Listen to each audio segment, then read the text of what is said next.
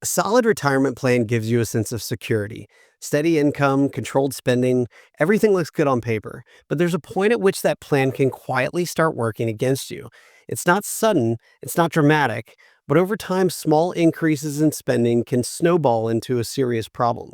Today, I'm going to show you what I call the spending wall and how even a well designed financial plan can hit it if you're not careful. We're going to walk through an in depth analysis of a real client's financial plan that works extremely well on the surface. Then we'll stress test different spending scenarios to see how even small changes can drastically impact their long term outcome. Let's take a look at John and Sarah sample. John is about 58 years old, born in 1967, and Sarah is 55 years old. So John is still employed. He's working and he's making about $150,000 a year. And Sarah just recently lost her job. And so she's not planning on going back to work before they eventually retire in a couple of years. So let's take a look at what their goals are. So John plans on retiring at age 65. And as I mentioned, Sarah is currently retired and doesn't have a plan to go back to work. They have some modest spending goals in retirement. So their basic living expenses, so not including travel, not including their new car payment or healthcare, is $75,000 a year. And we're assuming that Sarah is going to continue spending $75,000 a year when John predeceases her. Now, we're assuming that John is going to live to age 90 and that Sarah is going to live to age 95 because they both have longevity in their family. So Sarah had a mother that lived to 102 and John had a mother and father that both lived well into their 90s. Now, one thing that's very important to consider and is often overlooked in a financial plan is healthcare. So healthcare is often overlooked because a lot of people have their employers that are paying for their healthcare during their working years. And when people look at their retirement spending budgets, they don't think about actually adding healthcare to it. And if you retire before the age of 65, it can be even more significant because private insurance, especially if you have young kids, private insurance can be very, very expensive. So if your kids are under the age of 26 and they're still a dependent, and they don't have a job to cover their own insurance, then you're still going to have to cover their insurance as well as your spouse if your spouse is no longer working. In John and Sarah's case, John is planning on working until the age of 65. And so because John is going to be on Medicare first and Sarah will not be on Medicare until she reaches age 65 and they won't be covered by a employer plan, their highest cost healthcare years are going to be between 2032 and 2034 when John is on Medicare and Sarah is still paying for private insurance. And then once they're both on Medicare, their healthcare expenses drop significantly. So the next goal they have is that John would like to buy his dream car in 2030. So just before he retires, he wants to buy this car and he plans on financing it over a 5-year period. So those payments are estimated to be about $17,000 a year for 5 years. So the next goal they have is travel, which they want to budget $15,000 a year, and it's going to allow them to go on one big trip to Europe, Southeast Asia, and they also like going to Hawaii. So among those three things, they want to spend about $15,000 for one big trip a year. So the last goal that they have is that they want to give gifts to their kids. So they have two kids that are twins. And in 2033, those twins are going to be right around 25, 26. And what they would like to do is give them each $100,000 in today's dollars for a down payment on a first home. And so that's something that their parents did for them. And it's always been important that they give that gift to help their kids get started in their life with that down payment on their first home. So now that we've looked at John and Sarah's goals, let's take a look at what some of their assets are. And then we're going to go right into some of their income sources in retirement. So John has an employer 401k. He's got about $1 million in it. And he's adding $37,000 a year. Now he can't add $37,000 himself, so he's maxing out his 401k for a total of $31,000, which is with the catch-up for being over the age of 50. And then his employer is matching 4% of his salary. Now, John also has a Roth IRA that he's been adding to for a number of years, and Sarah also has a Roth. So their total assets come out to about $1,464,000. And they're adding $45,000 a year. So Sarah's also adding $8,000 to her Roth every year. So now let's look at Social Security. So when John retires, he's going to start taking his Social Security. And in the first year, he's going to get 39,606. And Sarah's going to file around the same time. So when she turns 62, which is the first time she can file, she's going to start taking her benefit. So there's a number of different reasons why somebody might want to take Social Security earlier. And there's a number of different reasons why they might want to wait. In this case, John and Sarah just don't want to wait because they want to spend that money today. They don't believe that they're going to be spending as much money later in life, and it's more important for them to have that income stream in their early years of retirement. So Sarah's going to get 18,000, John's going to get 39,000, and that's going to be adjusted for inflation over time. And what happens is that when John predeceases Sarah, Sarah's benefit goes away and her survivor benefit is whatever John was receiving at the time of his death.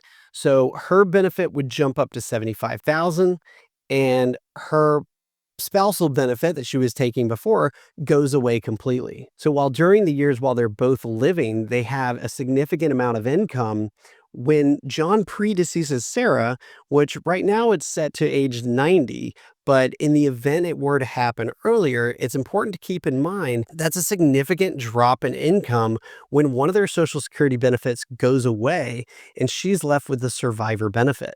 So this is going to be important to consider when we look at what the pension annuity option election was. So here's a summary of John and Sarah's pensions, and it's mostly coming from John. So John was a teacher for a number of years, and he is eligible for a teacher's pension income. Now, this is $85,000 a year.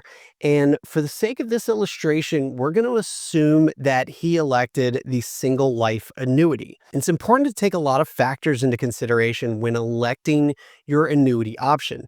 In this case, and for sake of illustration, we're assuming that he took the single life annuity, which is going to be a higher payout today, but it gives the plan a little less resiliency in the future. Now, because John is living till age 90, and there's only a couple of years where Sarah's living without John's pension, it doesn't hurt the plan as much. But in a second, I'm going to show you what happens if John were to predecease Sarah much earlier than expected and how it can put them in a tough position. So John's pension of $85,000 a year does not have a cost of living adjustment, or also sometimes referred to as a COLA. So depending on the state that you're in, you could either have a cost of living adjustment or not. But even if you have a cost of living adjustment, those increases can be calculated in different ways.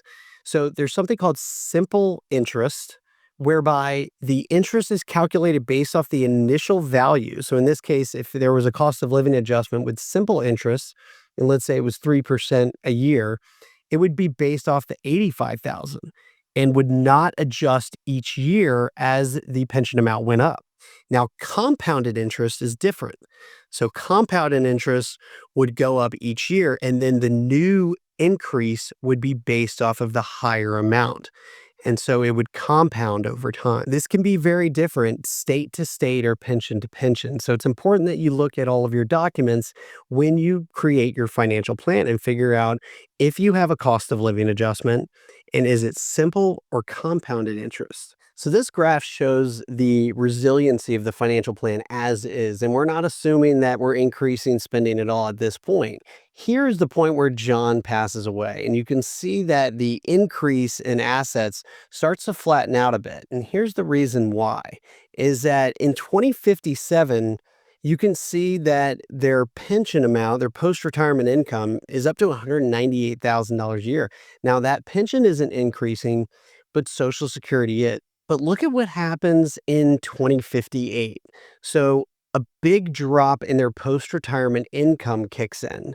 And what happens is that their retirement income, their guaranteed sources of income, the pension and Social Security, are now far less than what they need to live. And so the draw on the portfolio starts to increase. So here we could see a side-by-side comparison of year 2057 and 2058. So this is right when John passes away and predeceases Sarah. So in 2057, you could see he still has the teacher's retirement pension of $85,000 a year, and he still has his Social Security, and Sarah still has her Social Security. When John dies, not only does the pension go away, but so does Sarah's Social Security. And then she steps up to her survivor benefit, which is 100% of the higher benefit between the two of them. So their total guaranteed sources of income drops from 198,000 to 81,000 overnight. So that is one of the reasons why it's very important to consider what annuity option you're electing when you look at your pension options. Now let's take a look at what happens when their spending increases. And this can happen in many different ways. It could be an extra renovation every year. It could be an extra trip every year. It could be a extra gift to children every year. And a lot of these things can sneak up. And it doesn't matter if it's just once in 1 year. That's not going to affect a financial plan. These one-off expenses that happen or something comes up and you really have to pull the money out of your portfolio in order to meet this expense. What really affects the portfolio and what really affects your financial plan is doing it every year consistently. Now, when you first retire, sometimes it's hard to know what your spending budget is. And so it's always advisable when you're leading up to retirement is to see what your spending budget is, see how much you're spending, and maybe test it out for a couple of years before you retire. Some of the blind spots that I've seen people run into is that they have a lot of money in their checking account going into retirement. They think they're spending a certain amount, but they're not really tracking it. So by the time they realize that they might be spending X out of their retirement portfolio, and that's what they're thinking their budget might be, but they're also spending Y out of a cash account that they've held for a long time. Well, once that cash account gets completely depleted, then it comes into light how much they're actually spending. And so it's important to be mindful of how much you're spending, and doing that exercise going into retirement is sometimes a good exercise to do. So let's take a look at if they were to increase their spending, what would happen? So because they have a lot of guaranteed sources of income, they've got the teacher's retirement pension and they have Social Security for both of them, which is a significant amount of money. And assuming that they both live long lives, right, they're going to have that Social Security income and John's pension, assuming he lives till age 90, they're going to have all those guaranteed sources of income for a long time. However, if their spending starts to outpace those sources of income, then the plan becomes a little more elastic. Now, what I mean by that is that as long as they're spending less than their sources of income, the plan has what's called inelasticity. They can spend up to that amount and maybe they still have a 99% probability of success. However, once they start spending over that amount, it starts drawing from their portfolio. And the more they spend over that amount, it starts drawing from their portfolio much quicker. So here you can see that they have a 99% probability of success. Now, I don't always recommend that anyone have a 99% probability of success because it means that you're leaving something on the table. Maybe you could be spending a little bit more, maybe you could be enjoying life a little bit more, or retiring a little bit earlier, a combination of all the above, of course. So let's see what happens when we increase this to 85,000. So not a big effect, right? The plan is still resilient. They still have inelasticity in their financial plan because they're under that guaranteed income source limit. Now, if we increase this to 100,000, it starts to affect the plan a little bit more. But here you can see even at $100,000 a year of retirement living expense, a basic living expense, remember, they're still going to be spending healthcare on top of that. They still have enough income. So here's your $198,000 a year, and they're spending $220,000 plus healthcare. So they're still protecting their investment portfolio enough so that it's not declining at a rapid pace. Again, here's where John dies and the pension goes away. So at that point, the pull on the investment portfolio becomes greater, but not enough so that their plan doesn't work. Now, here's where it gets interesting. If I increase their basic retirement living expense to $120,000, that's when the plan starts to show some cracks. So here it shows a 55% probability of success. And here's what the chart looks like, assuming that there's an average steady return over their lifetime. Now let's take this one step further and see what it looks like if they were to spend $140,000 a year. So now their plan has a 29% probability of success. And here's what the chart looks like, assuming, again, an average return. Now you could see in this example of $140,000 a year, they're running out of money long before John even predeceases Sarah. So this is assuming that they still have 100% of that pension coming in, but they're spending so much more than that pension that the draw on their portfolio is just too significant. So you can see how much they're spending in year 2052. They're spending 272,000. So that is their basic living expenses adjusted for inflation. And remember, the pension isn't adjusting for inflation, so there's no cost of living adjustment with the pension. So while Social Security can have a cost of living adjustment and the government can approve it on a case by case basis, of course, we've seen it a lot more in recent years, but we did have a period of time where there was no cost of living adjustment for a while. The pension is not going to have a cost of living adjustment. So that's in the paperwork. That's from day one. We know that's not going to happen. So as spending increases over time, the draw on the portfolio is also going to increase. So let's take a look at how that works. So here we can see where all of their income sources are coming from in retirement. So here we have portfolio withdrawals in the early years, and then they have Social Security kick in. So here it's $49,000 a year, and they've got post-retirement income. This is their two pensions. So they had one pension that was a small amount, and then they had the bigger pension that didn't have the survivor benefit tied to it. So between these two things, they're reaching their goals. So this dotted line is their essential goals, and then they have other goals like the gifts to kids, which might not be as important, but it's kind of a would be nice.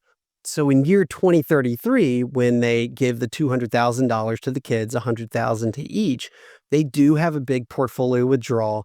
And in those earlier years before the pension kicks in and before Social Security kicks in, they have portfolio withdrawals. Outside of those years, their income is based on Social Security, pension, and then they have required minimum distributions. But they don't have to take anything else out of their retirement portfolio.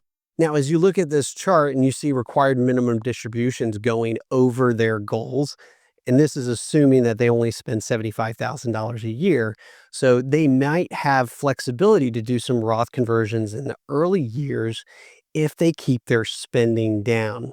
And that could allow them to lower their required minimum distributions below what their goals are in a given year. So here's what happens if they were to increase their retirement living expenses to $140,000 a year. Now you could see this with any of those numbers, 120, 130, any amount that they are over those guaranteed sources of income, they're going to increase the amount of portfolio withdrawals they have in a given year. Now, at $1.4 million, if they increase their retirement withdrawals too much, they run the risk of running out of money. So here's all the portfolio withdrawals.